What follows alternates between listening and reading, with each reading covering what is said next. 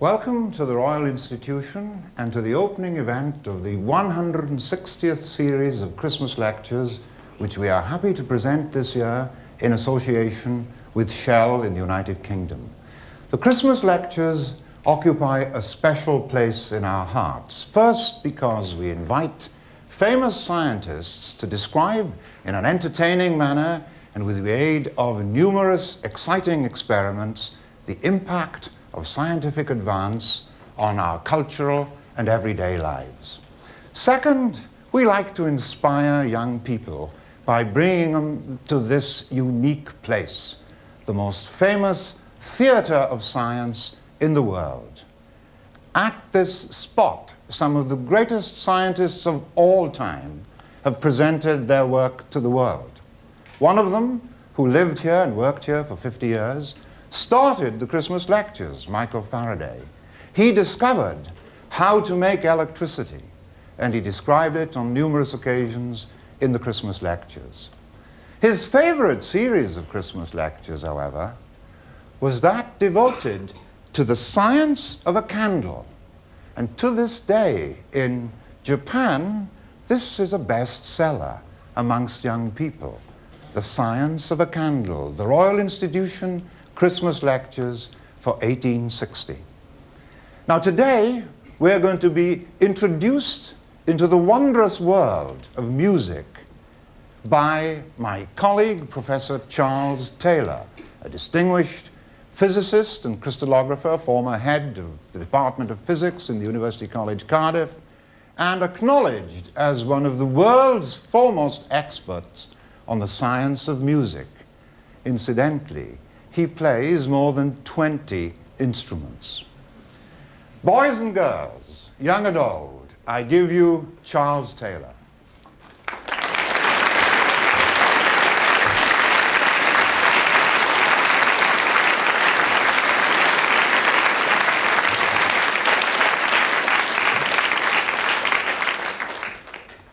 Music is one of the most familiar of all our everyday experiences, and in all cultures since time immemorial people have danced and sung as part of rituals, celebrations, or maybe just for sheer fun.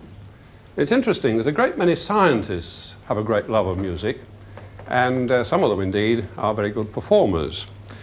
But strangely enough, music and science at school tend to be kept very much apart. But I happen to be very lucky. I was taught both physics and music by the same person. And I suppose we could say that this series of lectures owes its inspiration to that teacher who, over 50 years ago, gave me a great love for both physics and music. That was a Mr. Early. Well, now, science is often described as asking questions about the world around us. And one of the most powerful ways of finding answers to those questions is to do experiments. And what we're going to do in this series is to explore music scientifically by asking questions and then trying to answer them using experiments. Dr. Bryson Gore here is going to help me with the experiments, and a great many other people, of course, have helped in getting things ready. And I'd like to take the chance of saying a big thank you to everybody who's helped before we go on. Now, of course, experiments don't always work. When they go wrong, the audience have a bit of a giggle. But we may not have time, if something does go wrong, to do it again. But I don't think this really matters, because this is what happens in real life, in real science. Things do go wrong from time to time. And when they do, you sometimes learn more from the things that go wrong than you do from the things that went well. So we shan't worry too much if the odd thing goes wrong. Now I'm going to do a lot of different kinds of experiments, and one of them is typified by this piece of apparatus here.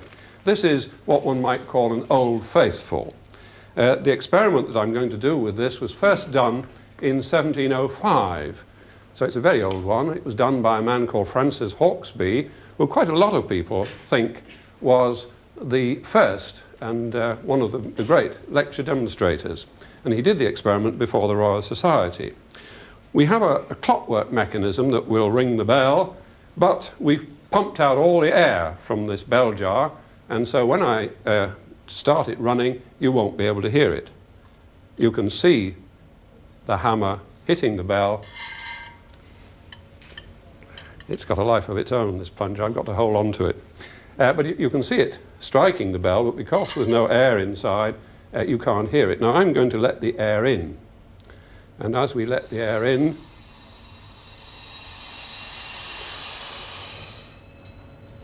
now I think you can hear the bell quite clearly. And that's a very nice experiment to demonstrate how air is needed for the transmission of sound. Now this experiment was done a good deal later, in the middle of the 19th century, by John Tyndall, who in fact followed Michael Faraday as director of this institution. And here we have a picture in Faraday's book of this apparatus. And I think you can see, although the bell jar may be different, the actual clockwork is very much the same as the clockwork that we have in the bell jar there. And I think the fact that the hammer, this hammer here, is so similar to the hammer on that clockwork, more or less proves that that is the original. Well, that's one kind of experiment we shall be doing. Here's a rather beautiful and large instrument that has been lent to us by the makers. And this is typical of a lot of the other experiments that we shall be doing, not in terms of size, but in the fact that it is a real musical instrument. I'm not sure whether I can get some notes out of it. We'll try.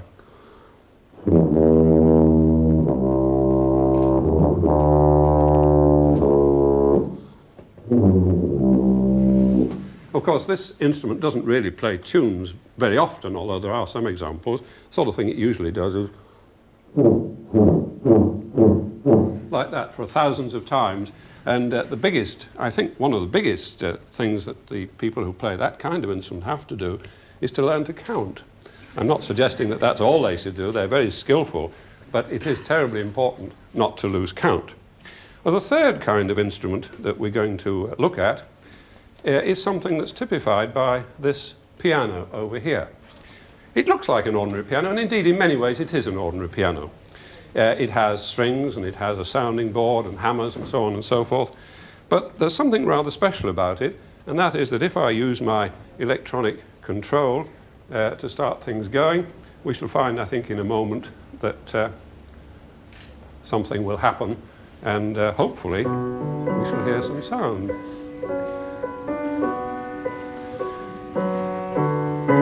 Now this is rather clever too, because by the magic of MIDI, that is the language that electronic instruments use to talk to each other, that piano can also play this synthesizer.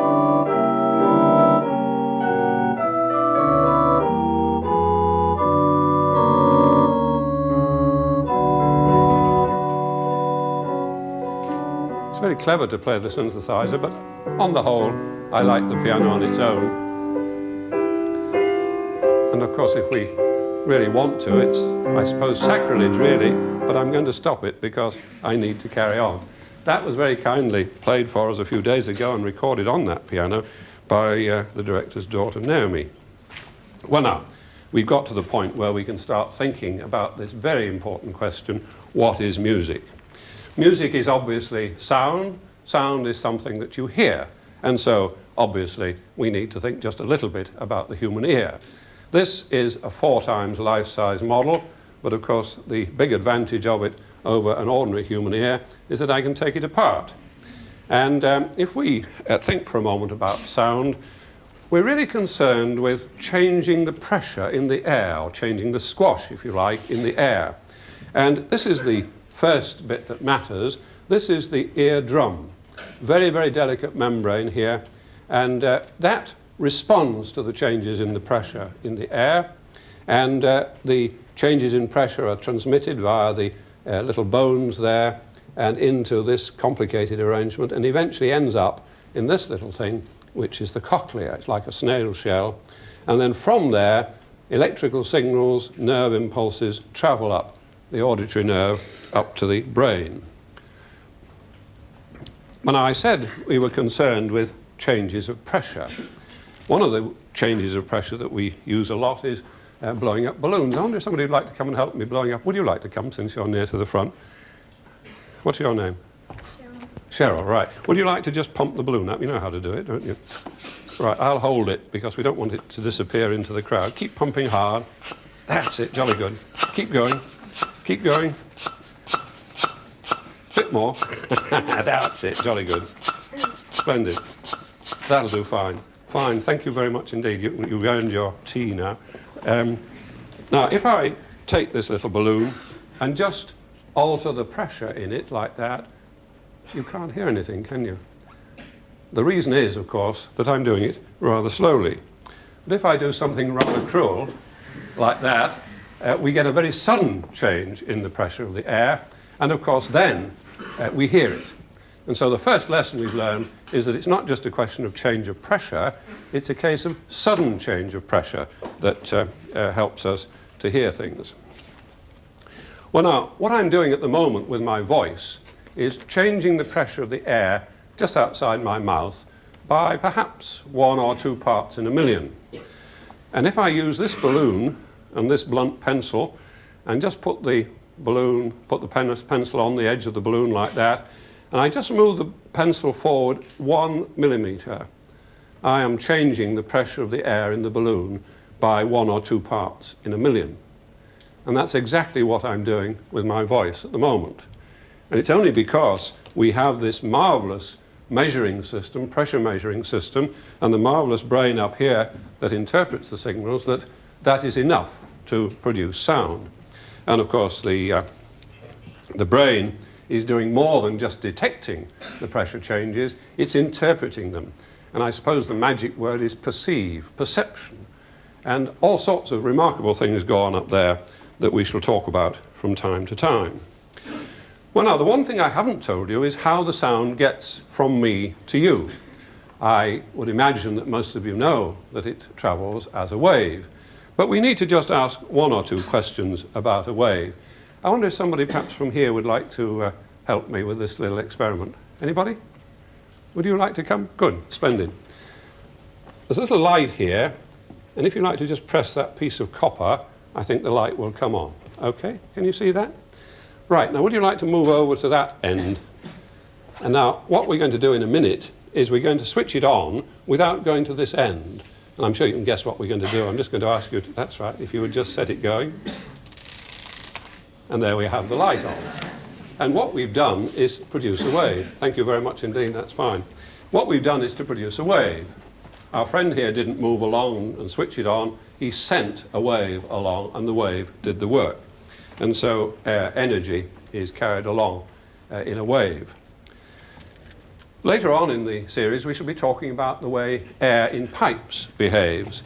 And you can imagine that this is the air in a pipe. And if I send a little wave along it, you can see how each squash squashes the next bit and so on. And so the wave travels all the way along. Well now, that's all right for waves in a pipe. What about waves in the auditorium? I'm speaking to you, you're hearing me. How do the waves spread out? Well, what I'd like to do now is to use all of you in these 2 sectors to do an experiment. What I'd like you to do, don't worry about it looking silly. You often have to look silly when you're doing scientific experiments. I want you to put your hands on your head like that, if you would. Everybody put their hands on their head. That's splendid. That's so that the camera up in the roof can see you quite clearly. Then what I would like you to do is to lean forward until you're nearly touching the row in front. If you would all do that. When I say 1, 2, 3, go, you sit up straight. And when the next row senses that they're sitting up straight, they sit up, and so on. So we don't want them all to go together, one at a time as we go. Okay, 1, 2, 3, go. Ah, that's splendid. Okay. Now what we're going to do is we're going to ask if we can have the recording played back to us so that you can see what happened. There you are, looking rather peculiar, bending down. I wonder if we could do that again.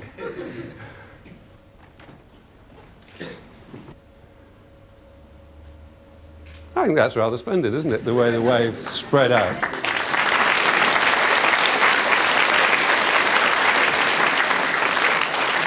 Well, now, sound doesn't only travel through air, it travels through solids and liquids and so on. And we're going to do an experiment now which is concerned with sound travelling through wood. And we have to do a little preparation for this, so I'm going to ask Dr. Gore to take Gareth downstairs, and then I'll tell you in a moment what he's going to do. The Royal Institution has one very famous, well, it has many famous characteristics, but it has one, and that is that it never throws anything away that was done or made by a great scientist.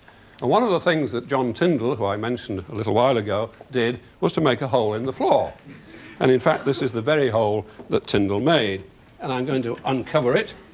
And you saw it was probably saw it was trying to uncover it. So just down there is the top of a rod. And that rod goes all the way down into the theatre underneath. And in a moment, we'll see whether Gareth, in fact, has arrived in the theatre below. And there he is. And he's got a harp there. And the rod, the other end of this rod, is fixed to the sounding board. And we're going to pan up it so that you can see the rod there disappearing into the ceiling and coming up to here. Well, now if we could go down and have another look, what's going to happen is that Gareth is going to play some arpeggios on the harp, which will make quite a sound. And what I'm going to do then is to put the pin of this cello on the end of the wood. Now, perhaps, first of all, we could just have a look at Gareth and make sure that he really is playing. If we could see what he's doing down there. There he is. And now, if you could play as... He can hear me, but we can't hear him. Keep playing as loud as you possibly can. And now I'm going to put the pin on the wood. And I think... Can you hear the harp? Now I'm going to take the pin off. Keep going. Keep playing the harp, Gareth. Now I'm going to put the pin on again. And you can hear the harp coming up through the cello. Now, of course, when this was first done, it was regarded as being almost miraculous because there were no such things as microphones or loudspeakers. And so to hear sound like that coming out of an instrument was really quite remarkable. Now, the idea for that experiment, we'll give Gareth a clap when he comes back. The idea for that experiment was suggested by Sir Charles Wheatstone. Some of you will have heard of the Wheatstone Bridge, and Wheatstone was the man who also invented the concertina. And we've got a picture here of what's called Wheatstone's telephonic concert, which was in the Polytechnic Hall. Well done. Thank you. It was in the Polytechnic Hall, and we have a pianist here and 3 string players, rods going up and into this room where there are 4 harps. And the sound is alleged to have come out of those. I find it a little difficult to believe that that really happened, but it's said that it did. And as I say, that's called Wheatstone's telephonic concert. Well, that shows that sound travels along wood. Well, now we're getting to the point when we've really got to think not so much about how sound travels, but what the nature of sound is. We've heard that it's changes of pressure. What sort of sounds are we really interested in? Well, here is a very dull sort of sound. I'm sure you would soon get bored with listening to that for very long. Very dull. It's like the sound that you get when you're boiling a kettle or when steam is escaping from something or other. So, not very interesting. But if we make a very slight change in it, and all I'm going to do is to change it a little bit.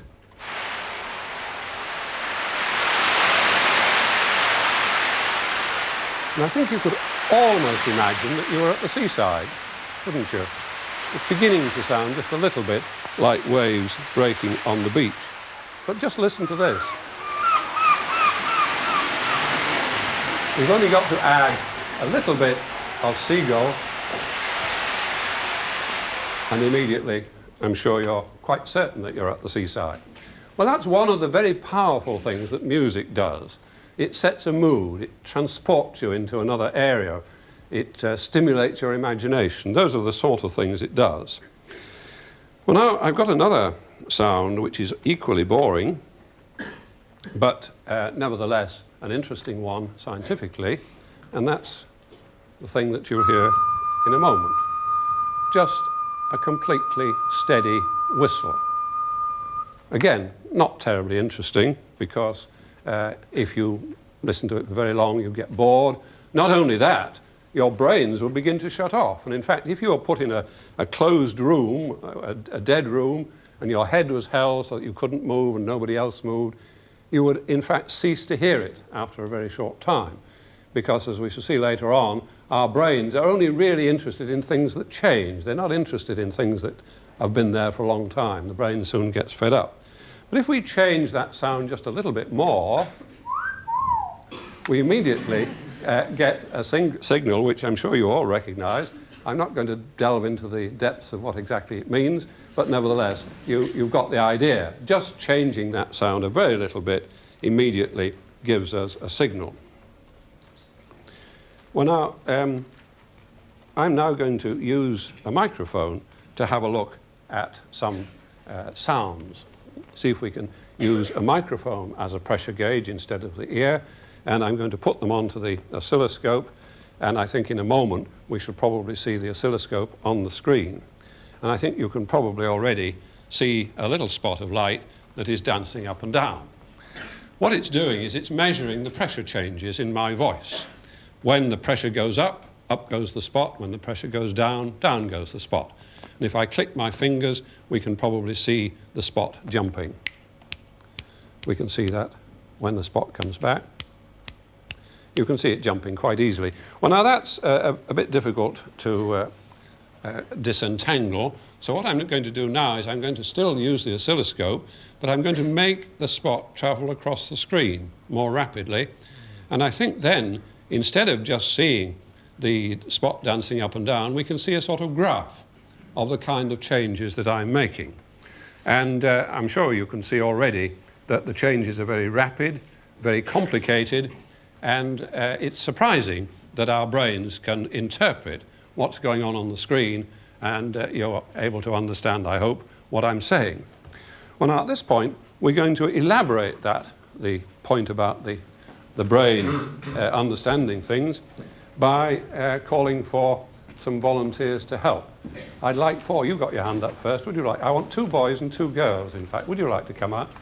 Yes, and you, and we want one more. Would you like to come out? Fine. Then we've got 2 boys and 2 girls, good. Fine, now would you like to sort of line up in a curve here? Doesn't matter what order you're in. And I'm going to give you these microphones. These are the sort of things that commentators use. You put that on your top lip. Now that's number 1, and that's number 2, and that's number 3, and that's number 4. Now, what I'd like you to do first of all is, just so that Dr. Gore can line things up, would you like to say this is mic 1, and we'll watch what's happening? This is mic 1. Good. Now, would you like to say this is mic 2? This is mic 2. And now? This is mic 3. And now? This is mic 4. Fine. Now we know where they all are. They're all connected up. Now what we're going to do is, I'm going to say 1, 2, 3, and then do that. And as I come down, I want you all to say hello together, okay? And the lip microphone means that the microphone will pick it up, but the other people won't hear it so much. Put it right on your lip. 1, 2, 3. Hello. Hello.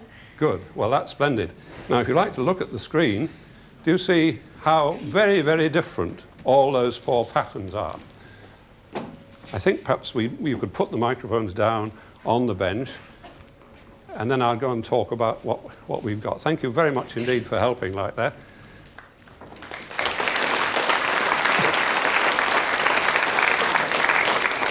I think you can see a whole lot of differences. This one is, I can't remember now, that was a boy, I think, wasn't it? And the general frequency, the number of things per second, is lower there than it is here. So my guess was that that's a boy and that's a girl, but I wouldn't like to go further than that at the moment. But you can see how very, very different these 4 patterns are. This one, I'm not sure who that was, but that one was just a little bit slow off the mark. But never mind, it doesn't matter in the least.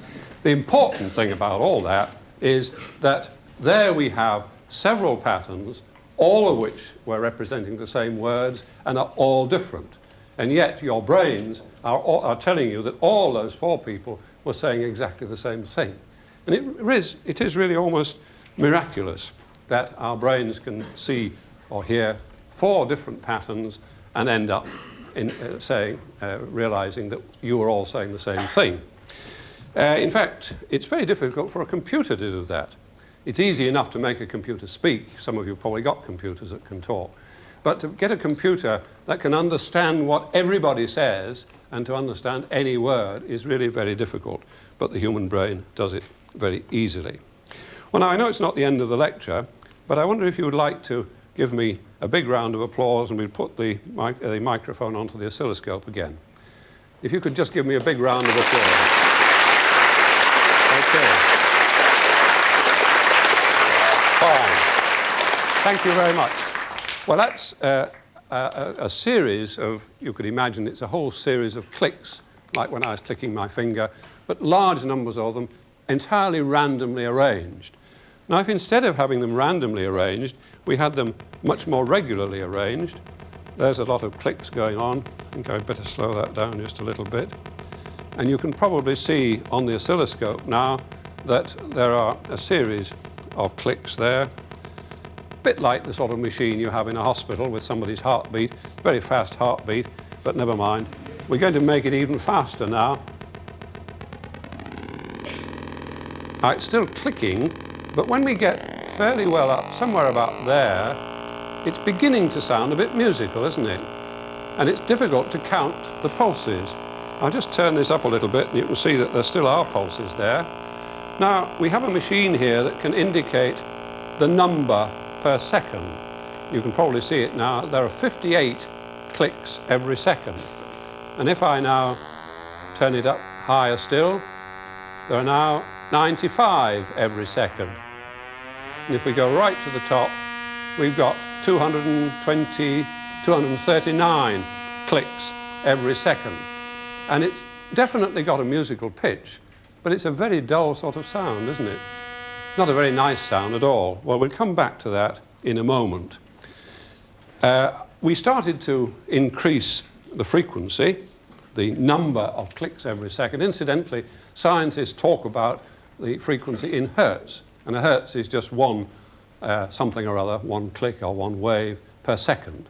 So if you hear somebody say a frequency of 10 hertz, it means something is happening 10 times every second. Well, now, you can obviously go faster and faster and faster, and when you get up to somewhere between 15 and 20,000 a second, the ear ceases to hear it. Some people, older people, hear it fade out, as it were, at a lower frequency. Now, in John Tyndall's time, they didn't have microphones and oscilloscopes and things of that sort, and John Tyndall used to use this thing, which we call a sensitive flame. And if we arrange it so that it just isn't quite ducking down, then I think we shall find that if I make high-frequency sounds, if you look at the flame, I think every time I make that sound, I'm not going to blow the flame. I think you can see it ducking down. And if I say something like, Sister Susie sewing shirts, you can see it ducks every time. And if I take out a bunch of keys and rattle them, I think you can see that each time I rattle them, the flame ducks. So that's a way of detecting high-pitched sound. Well, now, I have a friend called David Pye who's very interested in bats. And bats, as you know, use very high-frequency, ultrasonic sound for navigating. And we've got here a gadget that can detect ultrasound. And this is a source of ultrasound which is doing more or less what the bats do. And if I turn it on, you can't hear anything. But the bat detector will take the very high frequencies, around about 40,000 times a second, and reduce them down a great deal so that you do, in fact, begin to hear them. And if I turn this on and turn this up, there you can hear that's the sound that you hear if you use a bat detector to listen to a bat. And David can tell which kind of bat it is by listening to that sort of sound. Well, now, as I said, the clicks on the thing that we were looking at a little while ago give rather unpleasant sorts of sound. What I'd like to do now is to show you a rather pleasanter sort of sound. I wonder if there's anybody around here who can whistle. I mean, that sort of whistle, not the one where you put your... Can you whistle? Good. Would you like to come out and show us? What I'm going to do is to put the microphone on here. Would you like to come around here? What's your name? Gillian, right. Now, what I'm going to do is put the oscilloscope on so that we can all see it. And then, if you would like to just do a long whistle like that. I'll have to make an adjustment here. There, now, can you see down there? Oh, you can see here. Do it again. What a lovely wave you're making, aren't you? Much smoother than the one. Now, can you just go a little bit higher? Now down. And you can see that as you go higher, there are more wobbles every second. Fine, thank you very much. I think that deserves a clap.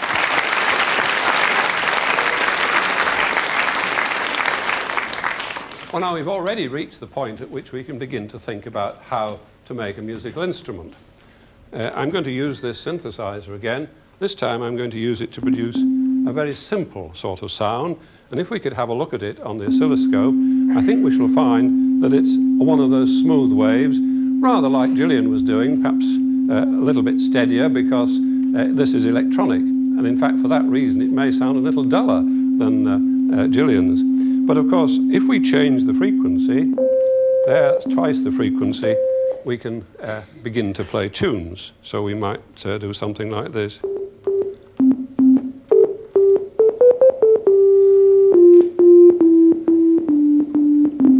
And just by changing the frequency, we can play a tune.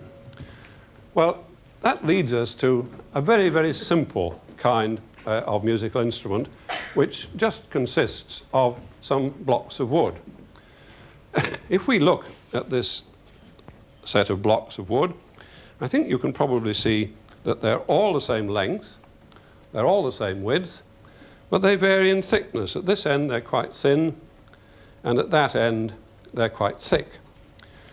And so if I do something rather silly, which is to drop them on the floor, that's why they look so battered, they're 120 years old.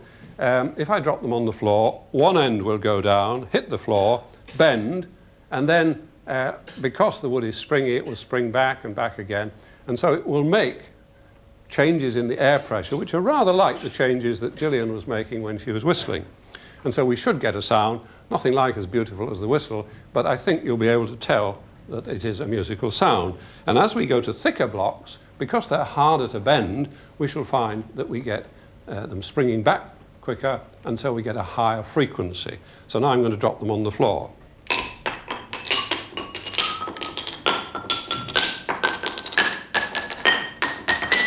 I think you can hear that we had a scale.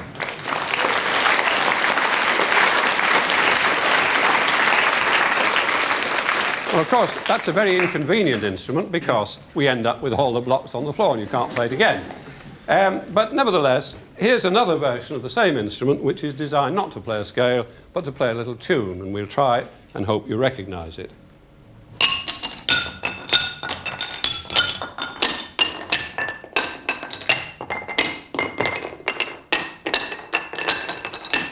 Well, I hope you recognize that.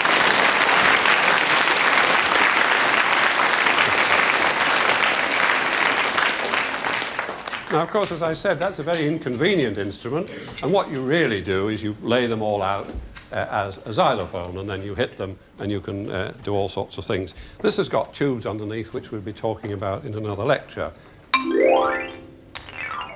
It's a rather nice sort of instrument, and we could, in fact, play the sort of thing we were doing then.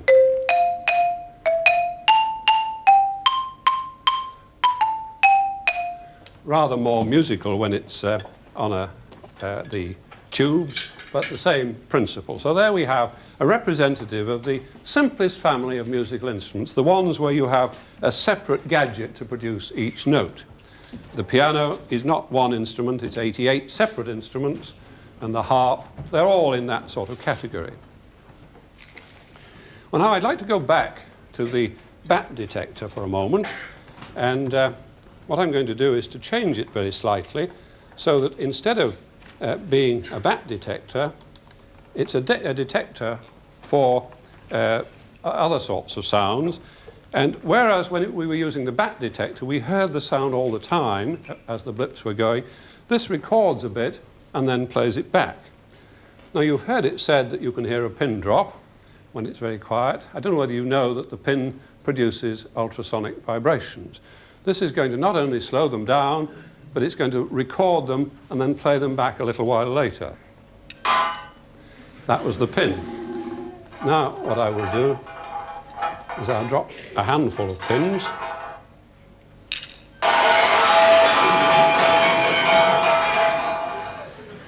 And now, a needle. You hear how it rings. And if I go back to the keys that I used with the Tyndall experiment,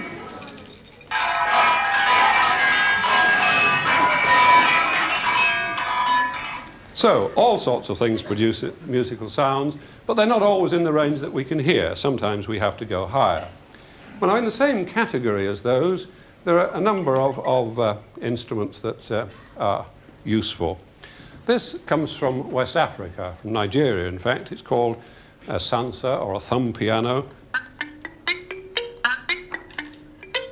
And it doesn't sound terribly musical, but when we hear quite a lot of them all playing together, it can make a very pleasant sound. And this is what it sounds like.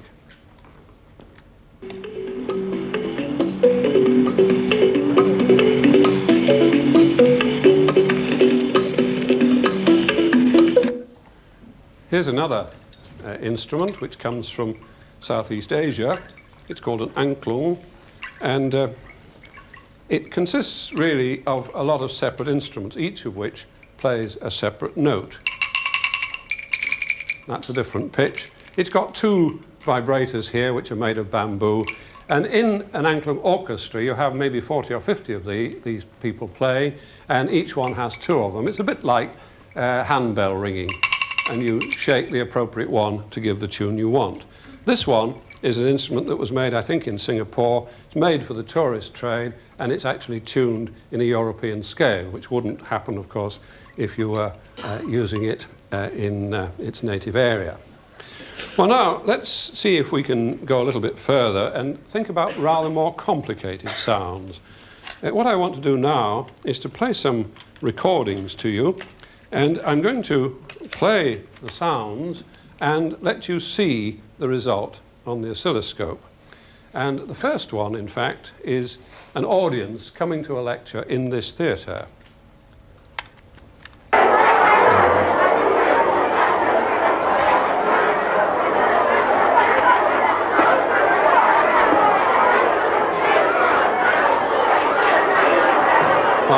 I'm sure you can hear all sorts of things going on there. Get to the back, here! You hear the odd voice all by itself. In fact, you might even recognize who it was. I don't know. Some of you might have been here. It was recorded a few weeks ago. Well, the interesting thing from a scientific point of view is that although there were lots of different sounds there were 300 people here, everybody making a separate sound, each is producing a separate wave. They all add up, and we only have one wave here. Now, that's very interesting because our brains are picking out the different waves. You've probably been at a party when you hear your name at the other end, although there's a frightful din, and the brain has this facility for homing in on sounds that are familiar, and you can pick them out. The same is true of an orchestra. But what I want you to concentrate on at the moment is not so much that point of it, but the relationship between what you're hearing and what you're seeing.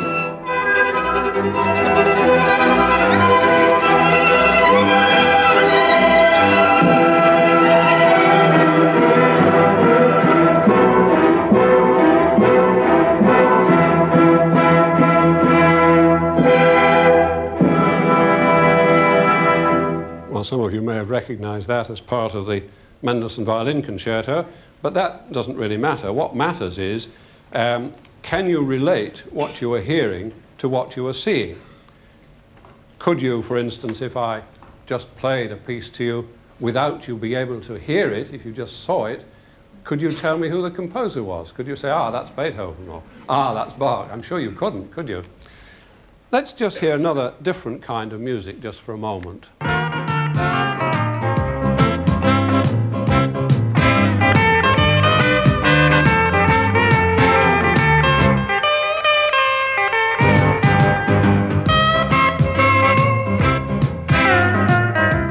I'm sure you would probably have recognized that kind of music because you can see, as it were, the beat. But the question now is, if I play you a sound and I don't tell you what it is and you don't hear it, can you in fact identify it? Can you tell me whether it's noise or music, what sort of music and so on? Well, we're going to try a test now. I'm just going to play the sound, we will see it, and then we'll see what sort of guesses you're going to make afterwards. Well, the music should be, or rather the sound, or whatever it is, should be coming up in a little while. And there we are, you can see it now. One wave on the screen. Now, is that a noisy kind of thing? Is it a party? Is it classical music? Is it pop music? Is it an aeroplane engine? What is it? Can you get any idea just by looking at it? It's extremely difficult. I've been trying to do this sort of thing for years. And I think one or two of the things that are my own records I can identify, but that's about all. Now, hands up those who thought it was a noise rather than music. One or two people. Not, oh, quite a few. Okay, yes. Now, who thought it was music rather than noise? Oh, lots more. Now, of those, who thought it was pop sort of music? Not very many. Who thought it was classical? Okay, so classical has the vote. Right. Well, now I'm going to play it again. And this time, when it starts, I'll fade up the sound so that you can hear, in fact, what it was.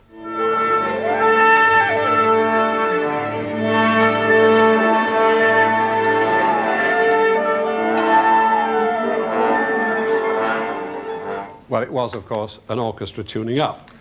Well, those of you who said classical, I suppose, were fairly near because it was a symphony orchestra, but I'm sure you'd have been asking for your money back if they'd done that for a couple of hours. Well, there we are. It reinforces this point that I keep making all the time, that the brain is doing all the hard work. Your brains are doing an incredible job in sorting out what's going on. Well, now, up to now, we haven't really said very much about music except to talk about tunes. We've talked about melody. There are other things that matter in music, of course, but besides melody, one of the important things is rhythm. And rhythm tends to occur in the more exuberant kind of music. These are Australian music sticks, very hard wood, and they make quite a nice sound when you hit them together. And you could imagine quite an interesting rhythm being got going with those sort of things. African drums give some very interesting sounds. Those are fairly simple. We can have a bit more complicated ones in a moment. Very complicated cross rhythms.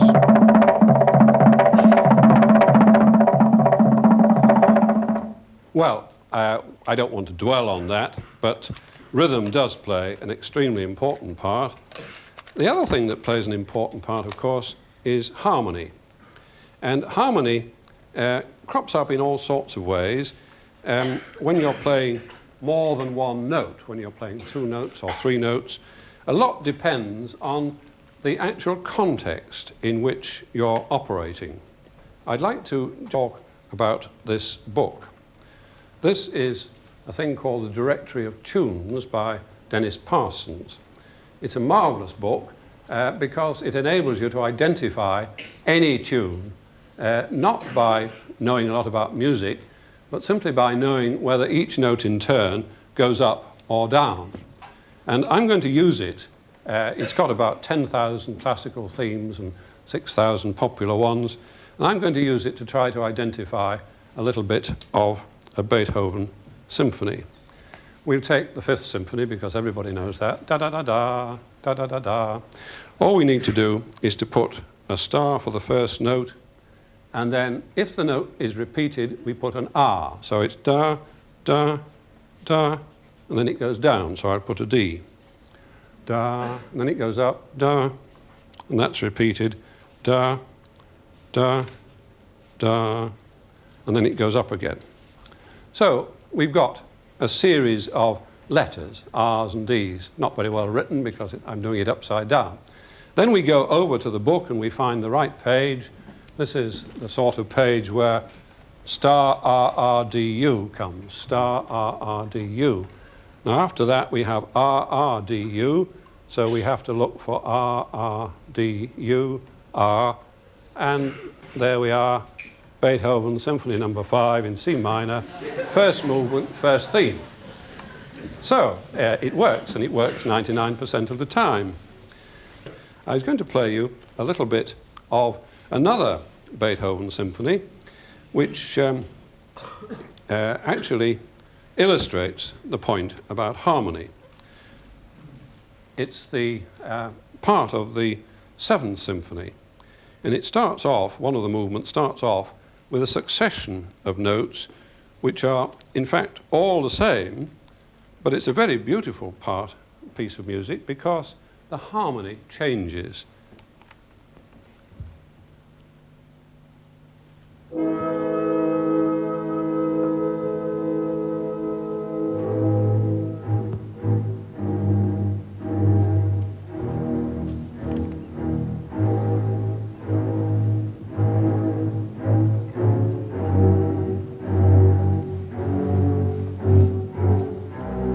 Well, you could hear the harmony changing, and just to prove to you that there wasn't a melodic change in the top line, we're going to look at the entry in Dennis Parsons' book, Beethoven Symphony No. 7, second movement, first theme, and you notice how there are 12 repetitions of the first note, and all that's going on is in the harmony, and I find it a very exciting piece of music.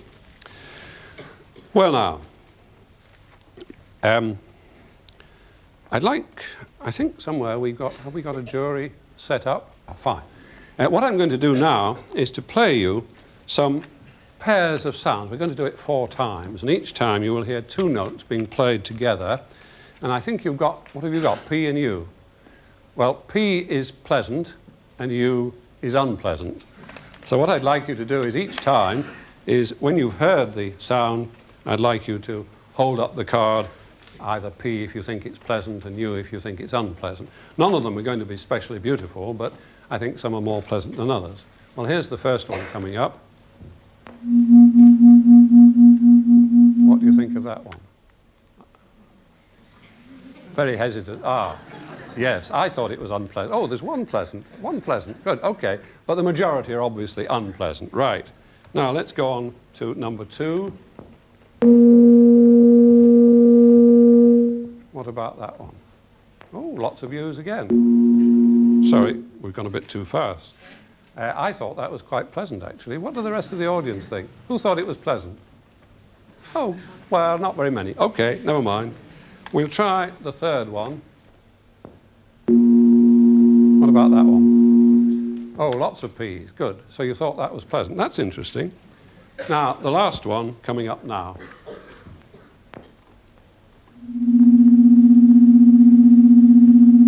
I think we get a lot of U's for that one. Yes, we did. Good. Well, now let me just tell you what those notes are. The first one was 2 notes which are not quite in tune. And if we have it on the oscilloscope as well as hearing it, I'm going to play them again. I think we shall see why it sounded unpleasant. You see how it's wavering about all the time, and it's really very difficult to get a grip on it. The brain doesn't like it because it's too complicated. Now, the second one was, in fact, 2 notes an octave apart. And I was a bit surprised that you thought it was unpleasant, but anyway, this is what it is. I'll turn it down a little bit. Quite a smooth pattern. Now, this is the one that you all agreed was pleasant. This is a fifth, 2 notes with a ratio of 3 to 2 in frequency. And you see how steady that is. And then the very last one of all was a semitone. And I think we shall find why that sounded unpleasant. The brain just can't seem to get a grip of it. So it looks as though the real thing that's happening is that when the sound is very steady and smooth, we can understand it quite well. But when it's varying a lot in a random sort of way, the brain has much more difficulty with it. But if that's the basis of harmony, if you like, harmony only really begins to be important in a context. I mean, you wouldn't sort of go to a concert to listen to pairs of notes like that, would you? And so it's only when you begin to put notes in a sort of context that you begin to be able to think about them in any clear sort of way. For instance, if I play two notes which are a major third apart, that's really quite pleasant, isn't it? But if I played a whole tune using major thirds,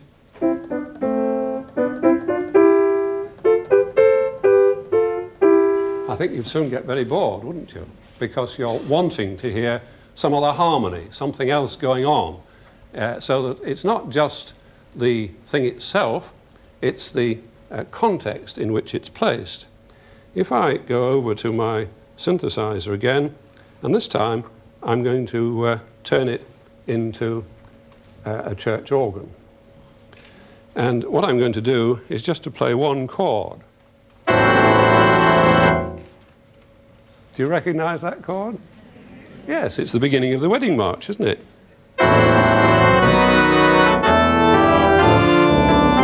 Etc. And that chord contains that, which is awful, isn't it? So, but once it's in the context and you know it's the beginning of something happy like a wedding march, it's all right. But on its own, it's awful. So, we have to think about things in their context if we're going to really understand what we mean by harmony. Now, there are other things that crop up in music that can be significant. Some things can make us laugh. For example, if I sat down at the piano and played something like this,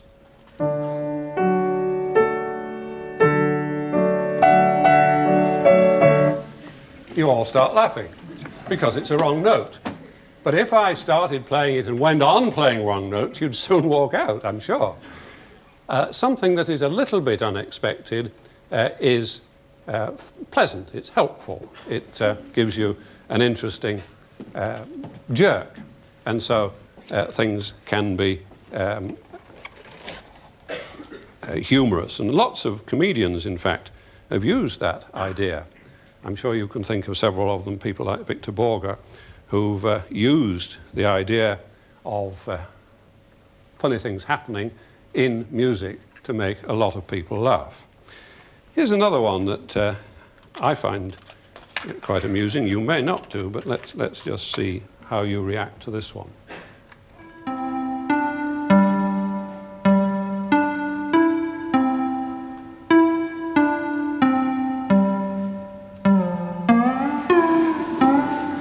Well, I think you did find that.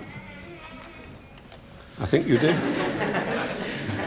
You did find both of those bits funny. So, what have we said already?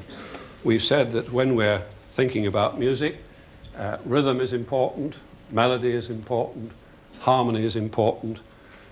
It's all conveying information, it's all conveying ideas and moods and sensations. And it's also capable of actually altering our feelings. It's capable of making us laugh. Some sorts of music can make us cry. But one of the important things that I haven't stressed enough, I think, so far, although I've said it several times, is that our brains play a tremendously important part in sorting out what exactly is happening. And I want to get almost to the end of my lecture by introducing you to some things called talking balloons. I don't know whether you've seen them before or heard about them. This is a perfectly ordinary balloon, but attached to it is a little piece of plastic. And on the surface of the plastic are some grooves. And if I run my fingers along them, those grooves will make the balloon vibrate. And the grooves have been chosen so that they will make the balloon actually speak. It will actually say a little phrase. And so I'm going to make it say a phrase which I don't think you'll understand, but we'll see. You could hear it say something, couldn't you? Could you tell what it said? Very difficult, isn't it? Okay, well now what I'm going to do is I'm going to program you. I'm going to tell you what it said. And I think if I now do it again, you will in fact understand what it said. What it said was, "You're the greatest."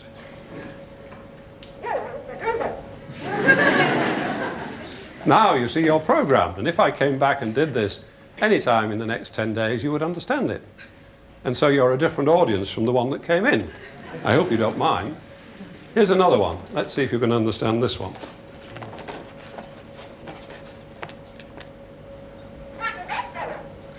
I did that a little too fast. I'll do it again. Did you understand that one? Yes. It said happy birthday. We'll do it again, and you'll all hear it, I think, this time. Well, that really demonstrates a very important principle in the human mind. It illustrates the point that we are all the time being programmed. Every minute of our lives we're being programmed by the sounds around us. This is how babies learn to speak. They're surrounded by people talking long before they can ever talk themselves.